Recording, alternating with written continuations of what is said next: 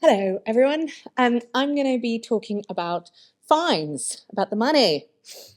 So just to give you a bit of a flavour about the fining that all the European data protection authorities have been doing over the last 12 months. And I've stuck up here on this slide just a few of the big names, the big brands that you might recognise who have all been subject to GDPR fines in the last 12 months. Now, I don't have a number for the precise number of fines that have been issued, and that is because I've been really struggling to get good data on this. And there is a real variation in terms of which data protection authorities publish them, how easily they are accessible, and then also how you categorize GDPR versus e-privacy. But it's definitely in the hundreds. There are a lot of fines out there, and only a small number of them make the kind of alerts that go in your inbox or you see on LinkedIn. And so some of these might have caught your attention, but quite a few of them won't have, I suspect. In the publication, we've pulled out some of the specifics of kind of interesting fines that I think are worth reading about. But today I'm going to talk a little bit more just about general trends. So the first thing to say is that huge variation in approach between the data protection authorities in terms of how many they are cracking out. So Mark mentioned earlier, you've got some DPAs that are going for a lot of fines, but there are also some DPAs that are issuing none or very few. So you have them that are issuing, we've got DPAs that have issued, say, more than 50 fines this year.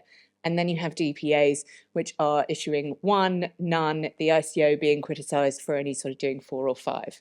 So there's a real variation there. And there's also an enormous variation in the amount of those fines. So you have fines, you have data protection authorities that think, yep, I'm going to crack out some fines that are only a few thousand. We've got fines that are hundreds of thousands, a few million. And then obviously you have your massive, big hundreds of million fines, which we've all heard about and read about. So in that sense, I suppose doing trend analysis on this is pretty impossible, right? Because you've got different regulators doing different things and a huge variation. In terms of the sort of types of organizations that are being fined, clearly there is a focus on consumer tech, as you would expect.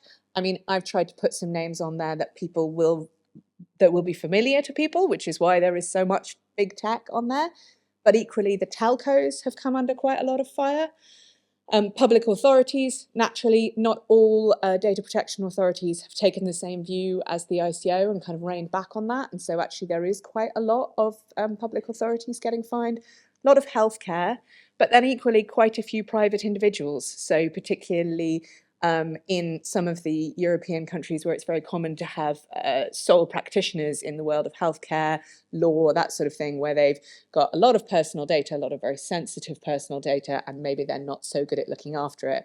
And that's where you're seeing these sort of smaller fines. So again, we have got that full range between, the Metas and TikToks and Googles of this world, and then all the way down to the much smaller just individuals. So I think it is very hard to draw out any absolute rules here.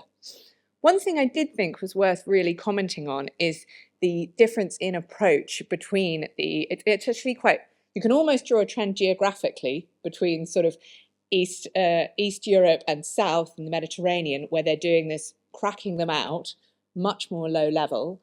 And then in Northern Europe, so the Dutch, the French, the Irish and the UK, which are much more into this small numbers of very high fines. And part of this is the turnover-based approach. So do you take turnover as your basis for your fine? And if you do that, which is a strongly adopted approach in the UK, in Ireland, then you are going to end up with a really big number, no matter how sort of minor the fine. And so we get a lot of clients asking, oh, will I get fined? And if so, how much? And our answer has to be, if you're in the UK, you're actually very unlikely to get fined, like very unlikely, purely on a statistical basis. There are lots of organizations doing a lot of stuff. There are lots of organizations putting in breach reports, and there's still not many fines. But if you do get fined, it ain't going to be pretty.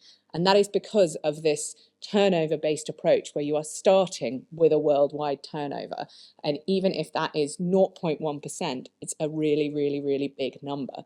Whereas if you look at, say, Italy and Spain that have each issued more than 50 fines this year, They seem to be much more comfortable just saying, well, we think, say, even like a big telco, you did a bad thing, but we're only going to fine you a few 100,000 or a few million, clearly not going on that worldwide turnover approach.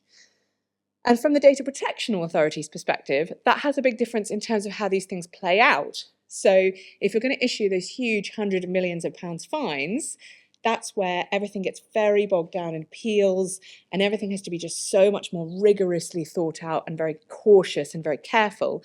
And I think that's perhaps, again, why we're seeing slightly more reluctance to do that so often. So apparently, of the 10 fines which have been issued by the DPC to Meta so far since the GDPR was instigated, the DPC has not had a penny of that yet, because every single one of them is still under appeal.